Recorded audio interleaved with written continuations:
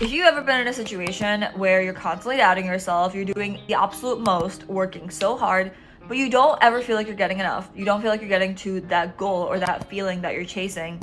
And honestly, people around you are not seeing it either. Girl, I've been where you're at, and honestly, I have learned so many lessons from this. As someone who comes from a very competitive environment, has a bit of ADHD, and also has a lot of imposter syndrome from the past, I've learned a lot from this. I'm not gonna tell you that you're amazing, you should just believe in yourself, because stuff like that doesn't actually help. I'm gonna give you tangible, actionable advice that you can implement into your life and actually progress. So let's get into it. I'm Rucha. I post unscripted content on personal and professional growth. I also am a podcast host, and I'm a founder of a skin tech company.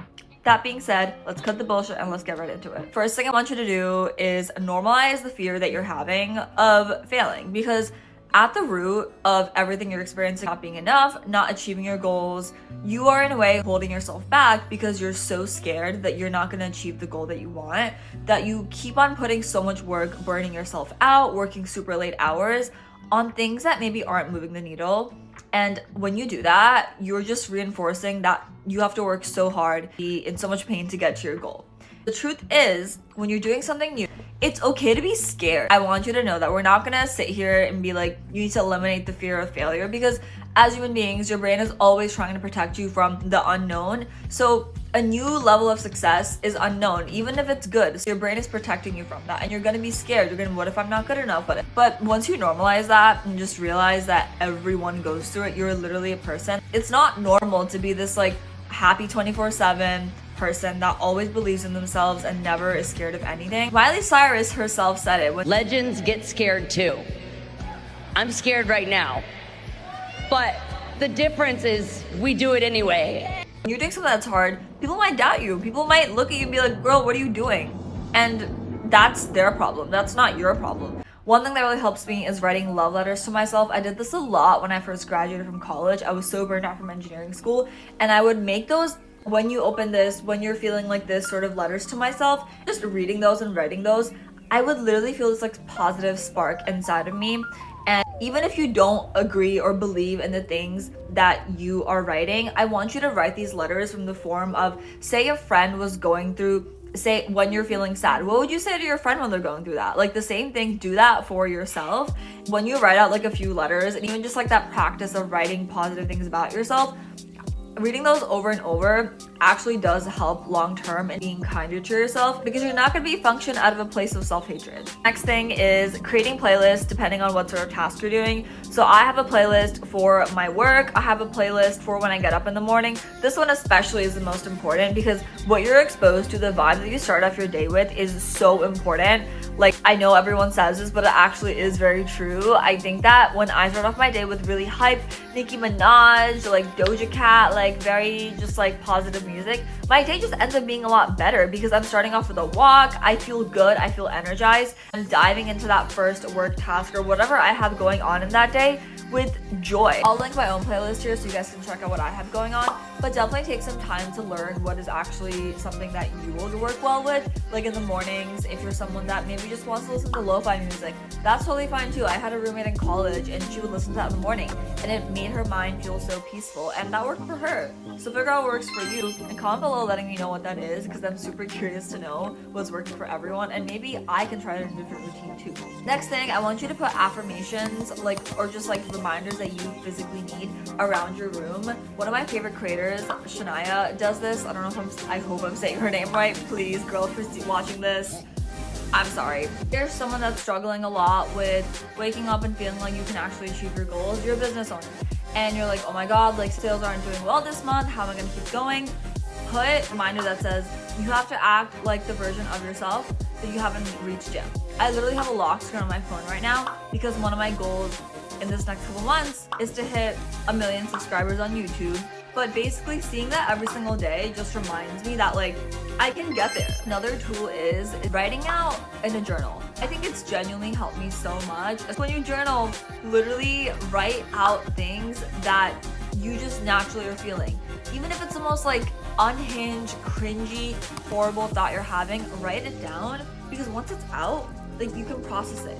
And maybe it's a limiting belief that's actually holding you back from getting to that goal. Maybe it's something that's making you be mean to yourself and you won't even realize what your subconscious is thinking and what's going on in your mind on an everyday basis until you journal things out. Because even if you are seeing a therapist, I find that sometimes if you're newer to therapy, like you're not gonna be as inclined to open up. But if it's your journal, like it's literally just you. This is my current journal right now. One of my really good friends, and Chica, got it for me on my 25th birthday. And I literally write in it all the time. It's like beginning of April, already filled out like this much. And I've had 3, 4, 5 other journals up until this point. I started journaling when I was 21. What I love doing after I do a brain dump is I will talk to ChatGPT.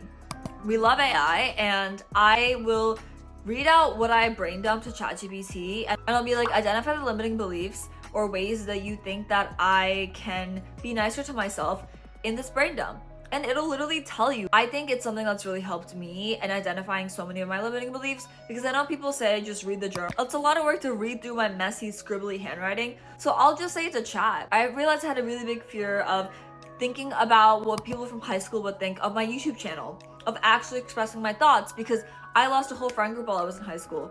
And I'm like, oh my god, what if they see this? What if they make fun of me, etc.? And it's like, now I'm like, but why was I thinking about that? Whatever that looks like for you, like chat will help you identify that, and it's such a good tool. The next tool is literally just taking more breaks. This is something that sounds basic as hell, but is so effective in implementation.